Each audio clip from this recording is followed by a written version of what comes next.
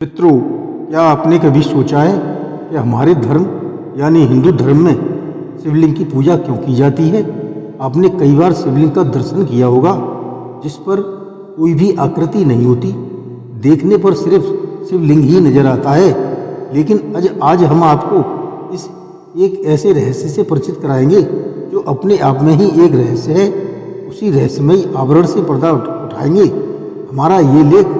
तो बने रहें हमारे साथ इस प्रसंग के अंत तक तथा सब्सक्राइब कमेंट करके बेल आइकन दबाना न भूलें और शेयर अवश्य करें। धन्यवाद। नमस्कार, मैं रणवीर सिंह लोटस एंटरटेनमेंट में आपका हार्दिक स्वागत करता हूं। मित्रों, शिव पुराण के अनुसार जब दक्ष यज्ञ में माता सती ने देह को भस्म कर दिया था, तब महादेव पागलों की तरह सर्वत्र घूमने लगे। एक दिन वह नग्न सन्यासी के रूप में दारुक वन में जा पहुंचे, जहां वे ऋषियों के आश्रम के पास से गुजर रहे थे। उस समय आश्रम पर कोई ऋषि मुनि मौजूद नहीं था। तब शिव को नग्नावस्था में ऋषि पत्नियों ने देखकर आपस में कहने लगी, यह इस तरह का अद्भुत सन्यासी कौन है जिन्होंने नग्न रूप में हमें दर्शन दिए हैं? इन्हें भिक्षा देनी चाहिए। उनमें से एक ऋषि पत्नी उनसे पूछ ही बैठी कि आप कौन हैं और भिक्षुक के वेश में इस रूप में क्यों आए हैं? इस पर शिव जी ने कहा, मैं शिव हूँ और इस समय मेरी सती मुझे छोड़कर चली गई हैं, इसलिए मैं दिगंबर होकर घूम रहा हूँ। सती के सिवाय किसी भी रमणी में मेरी कोई रुचि नहीं है। उसके बाद महेश्वर ने बहुत सी भिक्षाएं ग्रहण करके पात्र भर लिया और कैलाश की ओर अग्रसर हुए। उस समय सभी ऋषि पत्नियां मोहवश उनके पीछे पीछे चलने लगीं। वे पति पुत्र और गृह कार्य का ध्यान तक भूल गईं।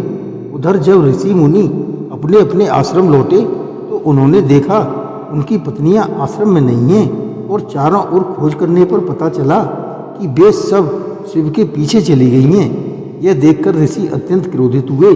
उन्होंने शाप दिया, तुम देवादिदेव महादेव होकर हमारी पत्नियों का हरण करके ले आए हो, अतः तुम बिना लिंग के ही हो जाओ। मुनियों के शाप देते ही शिवलिंग का धरती पर कटकर गिर जाना, फिर वह लिंग बढ़ने लगा। थोड़े ही समय में उसने सप्त पाताल, समस्त पृथ्वी और अंतरिक्ष के सभी स्थानों को व्याप्त कर लिया। अब जगत का सब कुछ उसी लिंग में विलीन होने लगा। तब ऋषि मुनियों ने उसका नाम नग्न लिंग रखा। ब्रह्मा, विष्णु, इंद्र, वायु, अग्नि, लोकपाल सभी उसे बढ़ते हुए लिंग को देखकर चकित हुए। वे विस्मित होकर सोचने लगे, इस लिंग का विस्तार कितना है और इसका अंत कहाँ है? तो ब्रह्मा जी उस लिंग की ऊपरी सीमा को जानने हेतु ऊपर की ओर गए और श्री विष्णु उसकी निम्न सीमा जानने के हेतु नीचे की ओर। अनेक युगों तक प्रयास करने के बाद भी वे दोनों उसकी सीमा नहीं पा सके। तब वे वापस लौट आए। लौटते समय ब्रह्मा जी मेरू पर्वत पर उतरे। वहाँ उनकी भेंट सुरभि से हुई, जो उस समय केतकी वृक्ष के नीचे खड़ी थी। ब्रह्मा ने सुरभि से पूछा, हे सुरभि, शिव का लिंग त्रिभुवन को विस्तार कर रहा है, क्या तुमने उसे देखा है? उसकी ऊपरी सीमा मैं देखने गया था, लेकिन बहुत खोजने के बाद भी उसकी कोई जानकारी नहीं मिल सकी। अब मैं देवताओं से क्या उत्तर दूं? यदि मैं झूठ बोलूँगा तो वे विश्वास नहीं करेंगे। अतः तुमसे निवेदन है, यदि तुम मेरे लिए झूठी गवाही दोगी तो मेरी प्रतिष्ठा बनी रहेगी। ब्रह्मा की बात सुनकर सुरभि मान गई, साथ ही केतकी ने भी हामी भरी। तब ब्रह्मा जी प्रसन्न होकर लौटे और बोले, मैं लिंग का शिखर देखकर आया हूँ।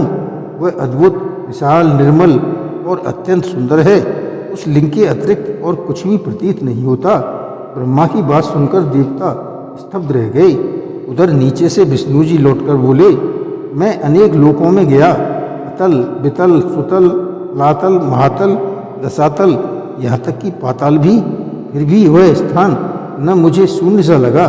लेकिन उस लिंग का मूल, मध्य या अंत कुछ नहीं मिला। अब मैं समझ गया हूँ कि महादेव ही लिंग रूप में हैं, वही इस जगत को धारण करते हैं। उन्हीं की कृपा से देवता और ऋषियों की सृष्टि है। विष्णु के मुख से शिवलिंग का ऐसा वर्णन सुनकर देवताओं ने उन्हीं के कथन को सत्य माना। तब विष्णु ने मुस्कुराते हुए ब्रह्मा जी से पूछा, ये ब्रह्मा, अगर आपने शिवलिंग का शीर्ष देखा है तो क्या इसका कोई सच्चा साक्षी मिलेगा? विष्णु के प्रश्न पर ब्रह्मा ने जल्दी से कहा, इसका साक्षी मेरे पास है, सुरभि और केतकी। देवताओं ने सच जानने के लिए सुरभि और केतकी को बुलाया। उन्होंने झूठी गवाही देते हुए कहा कि ब्रह्मा ने शिवलिंग का शीर्ष देखा है और केतकी के फूल से पूजा भी की है। अभी वहाँ आकाशवाणी हुई, हे देवगण, सुरभि और केतकी ने जो कहा वह सब असत्य है। ब्रह्मा ने कभी लिंग का शीर्ष नहीं देखा, इसलिए कान आदि और अंत है। आकाशवाणी सुनकर देवताओं ने सुरभि को शाप दिया, हे सुरभि, तुमने जिस मुख से झूठ बोला है वह मुख सदा अपवित्र रहेगा। और हे केतकी, तुम्हारा फूल सुगंधित होते हुए भी आज से तुम्हारे द्वारा शिव की पूजा नहीं होगी। फिर वही आकाशवाणी ब्रह्मा जी से बोली, हे ब्रह्मदेव, तुमने किस हेतु झूठ बोला है? इस अपराध के कारण कोई तुम्हारी पूजा नहीं करेगा। देवताओं ने आकाशवाणी सुनकर समझा कि स्वयं शिव ने ही यह शाप दिया है। तब उन्होंने शिव की स्तुति की और भक्ति भाव से शिवलिंग की पूजा की। एक अन्य कथा में इस शिवलिंग का विवरण कुछ इस प्रकार से है कि जब शिवलिंग कटकर पृथ्वी पर गिर पड़ा तो लिंग ने विकराल रूप ले लिया और सारे भूमंडल पर व्याप्त हो गया। यहाँ वहाँ विचरण करने लगा, इससे चारों ओर त्राही त्राही मच गई। अब ब्रह्मा और अन्य देवताओं ने शिवलिंग की शांति के लिए माता पार्वती से प्रार्थना की। तब देवताओं की प्रार्थना सुनकर माता पार्वती ने योनि रूप में शिवलिंग को समाहित किया। तब कहीं जाकर शिव का अग्नि रूप शांत हुआ। मित्रों, आज आप और हम जो शिवलिंग देखते हैं वह अकेला शिवलिंग नहीं होकर के योनि सहित शिवलिंग है। इसलिए जब आप शिवलिंग की पूजा करते हैं तो माता पार्वती की पूजा स्वतः ही हो जाती है। हर हर महादेव।